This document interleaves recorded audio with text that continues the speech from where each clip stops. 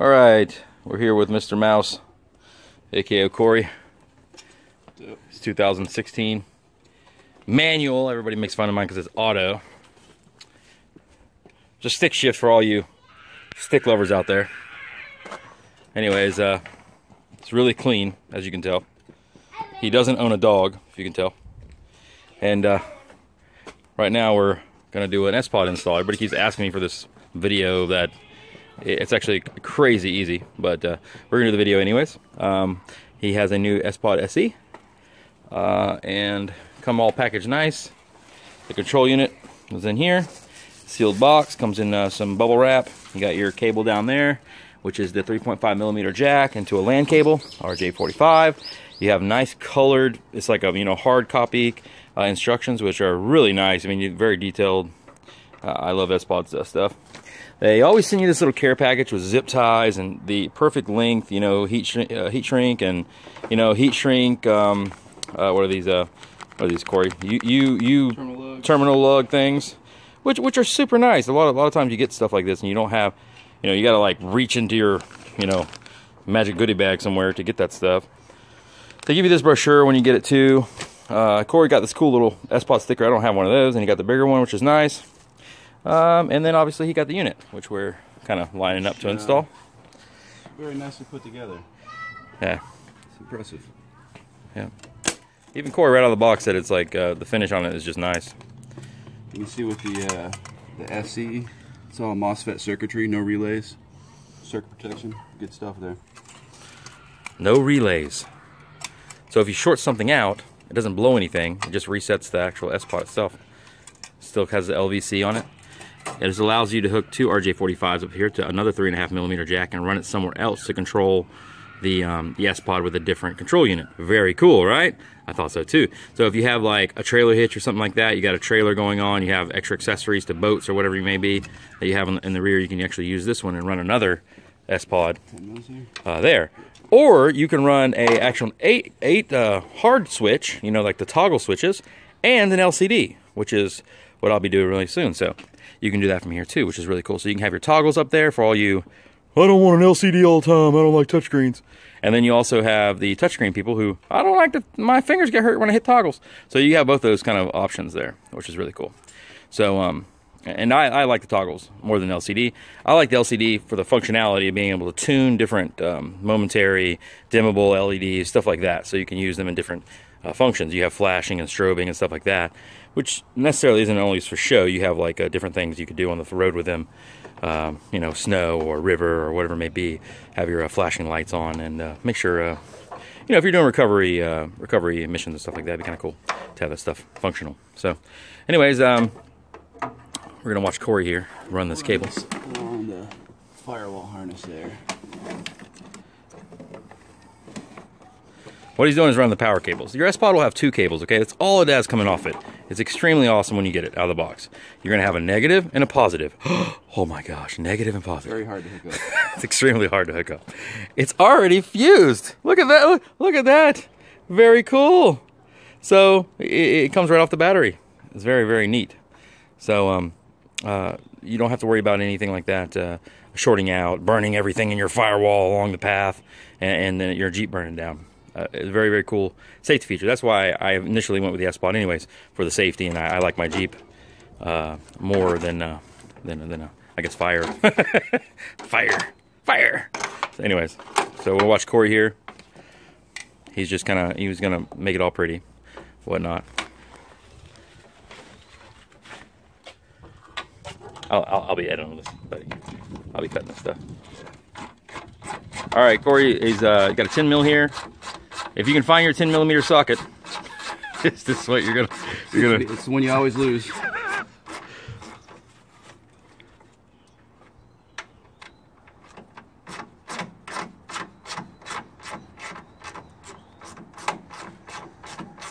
The only reason I'm pulling this one off is I want to run the wires behind, get them up. Okay, so you're time to that firewall harness. You're losing to that tray, that electronics tray. Everything tray. That thing has a tray for all this stuff, actually. Your PCM, which is here. Even your reservoir is attached to here on the other side.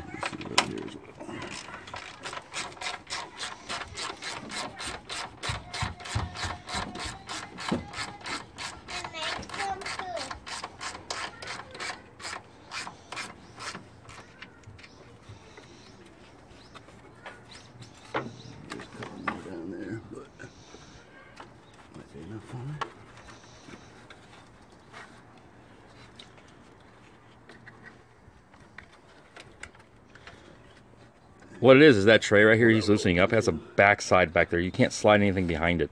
It's an actual pain in the ass. So he's loosening that up to be able to get the wires behind it.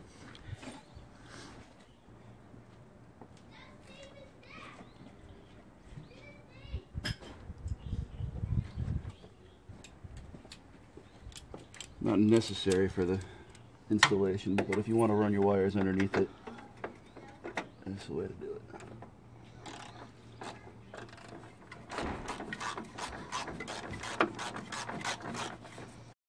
All right, basically almost end, mid install, something like that. We have it hooked up here. Obviously, there's two pre-existing holes here. They're actually bolts for your fender. Those are 10 millimeter. You're gonna undo those. The mount mounts directly to it. The holder here. There's nothing fancy about it. The cable they have with the 3.5 millimeter jack is really nice. Kind of change the subject there. That thing is braided. Protects your cable. I remember when I got mine the first gen, they didn't really have that. They have the actual clip protector on there. Everybody breaks these little clips off. Anybody that has internet knows that.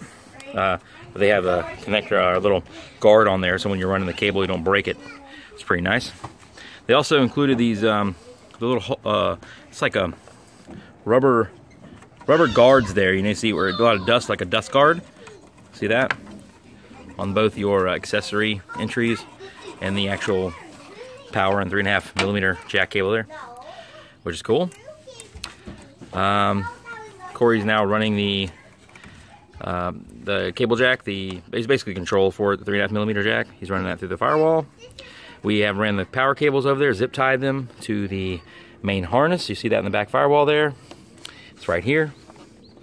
Very heavy duty cables. And we will hook those to the battery with the positive and negative. Very, very simple. He will run that. We will hook that RJ45 up to the system itself, and then run any accessories you want, basically, to your under here and to your negative and positives. They have your labels here: ground, switch 5, switch 6, switch 7, switch 8. I mean, it's very self-explanatory. So you have your switch, and your number would be your power, and then you have your G and D would be your ground. It's very, very simple, self-explanatory. So we'll be back when we're all done with this. Corey's just running that through the firewall. He has a 16 Jeep. Mine's a 13, it's a little bit lower. My 10 was also lower. But you can see where he actually got that. See with the firewall?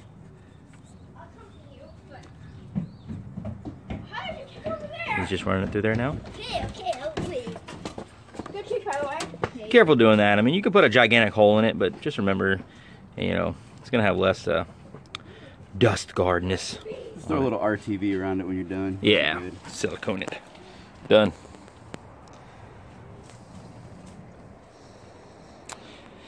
Quick tip, put your hood all the way back. It gives you 10 times more light.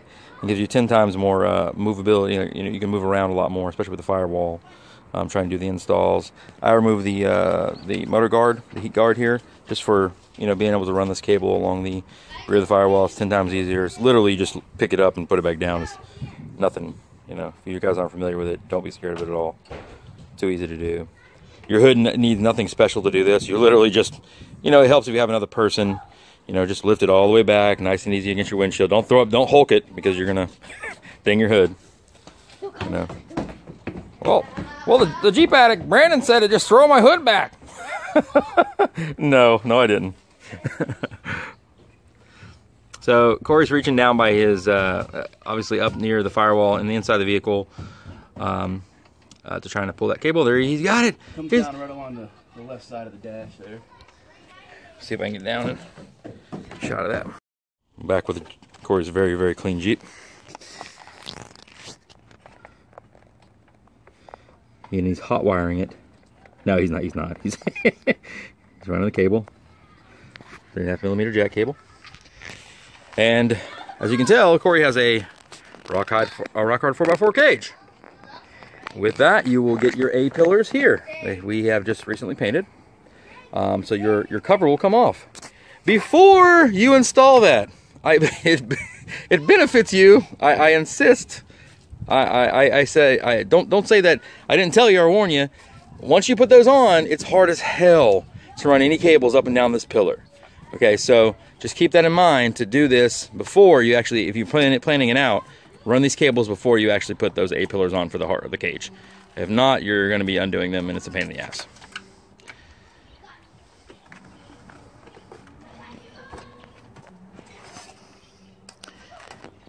Okay? If you're running the toggle switches, you will have your switches over here in the middle, okay? So you'll have your toggle. So this cable will have to run all the way up through here and then all the way to your switches. If you have the LCD, which Corey has, you'll have some kind of mount over here. You know, most people put it in this area. Some people have the A-pillar RAM mounts over here. I have one set up on my cage. I mean, there's all different kind of universal mounts for them. So, you know, just that's why the cable is that long, just FYI. If you're running it and be like, oh my God, why is it so long? That's what she said. But it's for this toggle switches up there. Around the back of the firewall.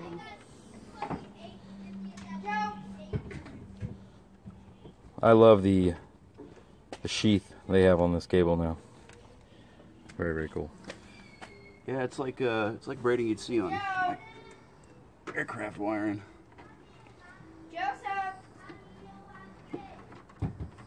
Very chafe resistant. That grommets back in. Basically, ran the cable, now we're throwing the firewall plug back in with a little grommet back there.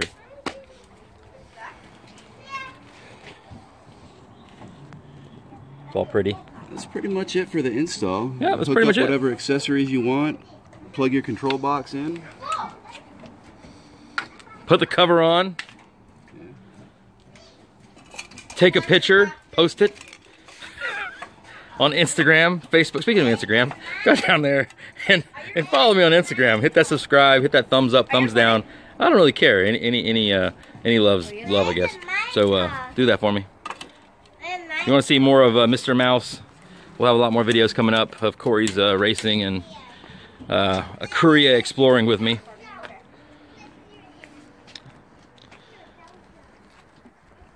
Corey, you go to the mall on this thing? I don't know what a mall is. The mall? The mall. Here's a rock hard 4x4, the rear harness bracket here. He also has the rear cage.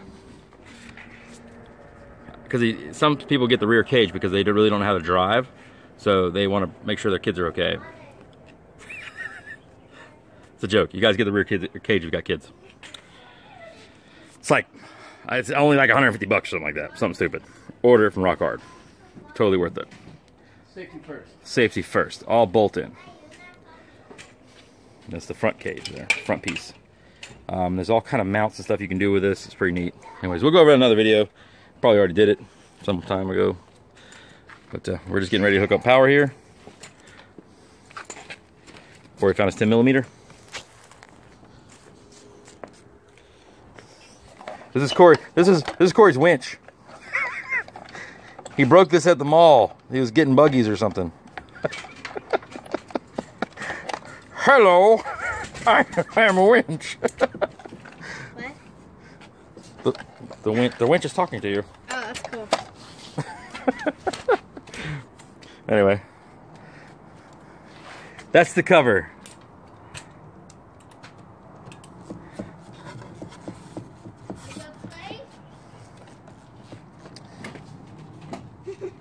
Corey's missing a bolt right there.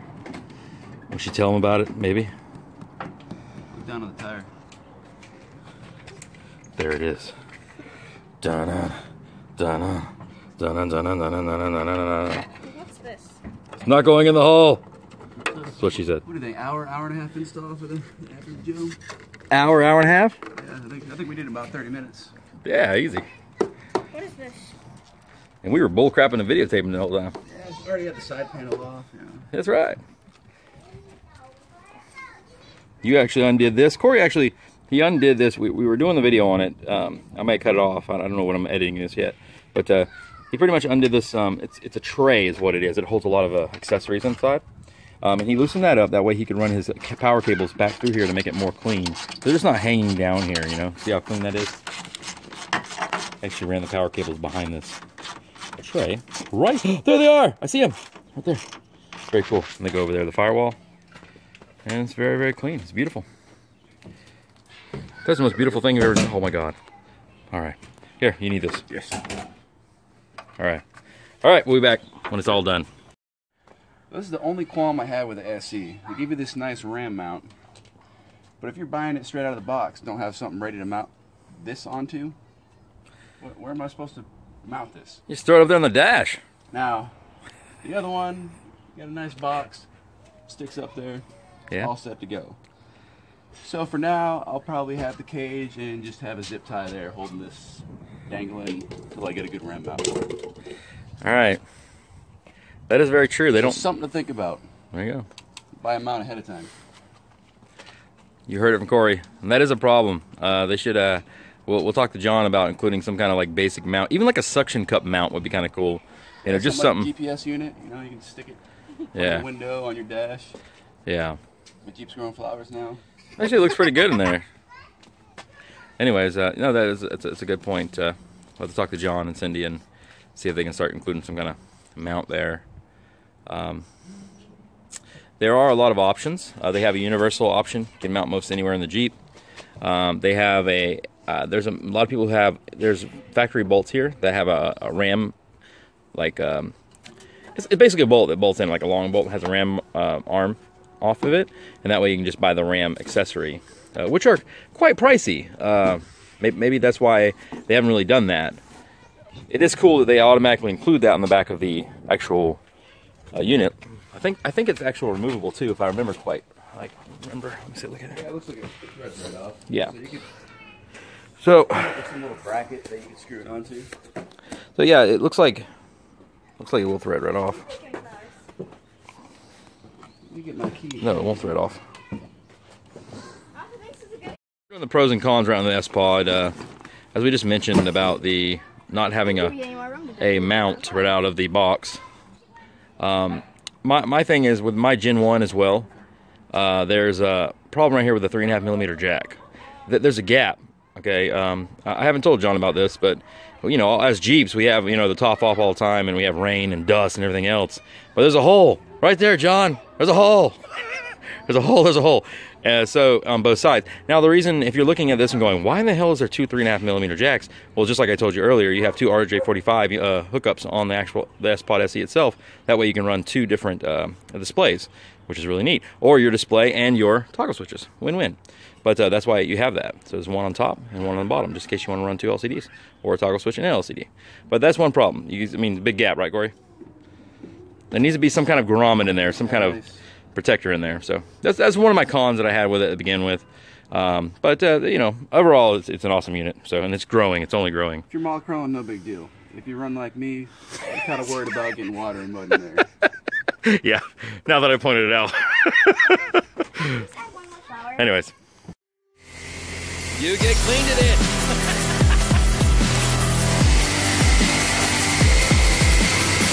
Yeah.